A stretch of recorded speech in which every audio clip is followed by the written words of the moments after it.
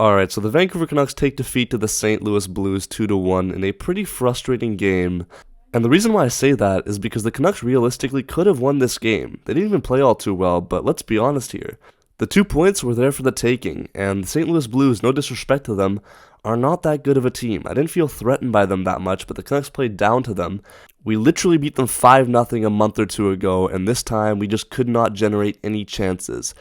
I do have a couple of ideas why this might have happened, and I'll get into it later on in the video, but for now, let's discuss what happened in the first of a 7-game road trip for the Canucks. The Canucks actually had a very good start in this game, and the beat goes on for the best line in the NHL, Connor Garland, Teddy Blueger, and Dakota Joshua. They do not miss a step on the start of this road trip as they get the first goal of the game here. Garland with a nice quick shot past Binnington, and man, I'm absolutely buzzing to see the boys up early on in this game. That goal right there kind of woke up the St. Louis Blues, and they got a couple of chances after in which Demko bailed us out.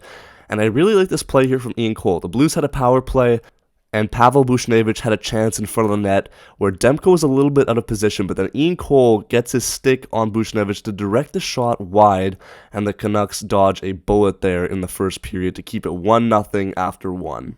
Early on in the second period, nothing really happened that was worth mentioning until this right here. You can see here that Robert Thomas gets the puck and he slides it over to Colton Parayko where he gets a shot off and it goes on the blocker side of Demko and into the back of the net. Honestly, not much we could really do here. We were a little bit out of position, but I wasn't too bothered. A little bit annoyed, obviously, but the beat goes on. We keep going. After that goal, there were a couple of weird sequences, starting off here with this foot race between Quinn Hughes and Pavel Buchnevich. For some reason, a lot of people in the arena thought that Quinn Hughes deserved a penalty for literally doing nothing wrong, but it turned out that Buchnevich was actually the one getting the call for high-sticking Quinn Hughes in the face. The weird part about all of this is that the ref didn't blow the whistle even though Buchnevich touched the puck and had possession of it after committing the offense. He actually let him continue on to have a chance on goal, only then to finally blow the whistle. So I don't know what was going through his head or what the process was there, but it was pretty weird nonetheless. Also, can I just say, what is Myers actually guarding here? Who is he marking? Is he trying to guard Pettersson? Is that what's going on because there's no one else there? Whatever, no matter, because at least there's no one right behind Myers that could potentially cause a dangerous scoring chance. Thank God we have Demko. Oh man, this was so close here. I thought this was it. So Teddy Blueger with a chance here, gets the interception, one-on-one with Binnington, tries to score, he does not score, but he gets his own rebound and the puck goes off the side of the net and the chance just fizzles away. This would have been such a nice goal to get heading into the second period break, but I guess we have to settle for a 1-1 scoreline heading into the third period, where I don't know what's going to happen, but I do know that we're going to have to work to get this victory because the scoring chances are not coming that frequently. In the third, early on, nothing really happened, to be honest with you, until the Blues got this goal here from Robert Thomas. It was a nice shot, I'll be fair, but, I mean, we're just losing our checks here. No one's on Thomas, and he has a clear shot at the net, and then the camera pans over to Rick Tochett, who, is just in deep thought on the bench. And I wonder what he is thinking of at this point. I wonder what is going through this man's head at this moment in time. Wait. No. It can't be. Yeah, who am I kidding? It's definitely not him. But I do want to talk about this man here because after the Canucks gave up that second goal, nothing actually happened. There was no pushback, no chances.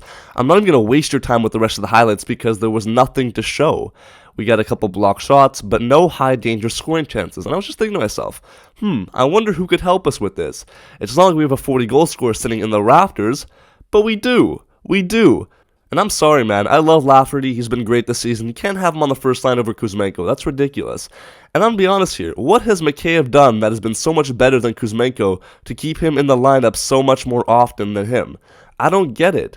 I understand Kuzmenko might have his defensive woes and he might not be the most committed back checker all the time, but that's not the role you're supposed to be putting him in on the fourth or the third line. He gets goals. And when you don't have him in the lineup, don't be surprised when you only score one goal in the game, especially when no one else on your team is firing. This man better not be out of the lineup again or I'm going to lose it. It's clear, though, that Kuzmenko is on his way out. It's sad to see because I love the player and he was so good for us last year. But Tochett just does not like him for whatever reason. I don't know why. But it does frustrate me. Now, I like what Tochett has done this year, but this is the one thing that has left a bit of a sour taste in my mouth. I don't get it. You get 5 goals yesterday. Kuzmenko is not a problem at all. Giuseppe gets injured, yet you still bring up Linus Karlsson and play him over the 40-goal scorer you had last year. That makes literally no sense. And I'm sorry, man. You want offense? Pius Suter and Lafferty on the top 6 are not going to be the answer. That is the truth. Don't bench Höglander. Do not scratch Kuzmenko. That is my message heading to the next game. But we'll see what happens. We play the Devils tomorrow night, so it'll be an interesting game. Thank you guys so much for watching. Be sure to like, comment, subscribe if you're new, and I'll catch you in the next one. Peace out, and take care.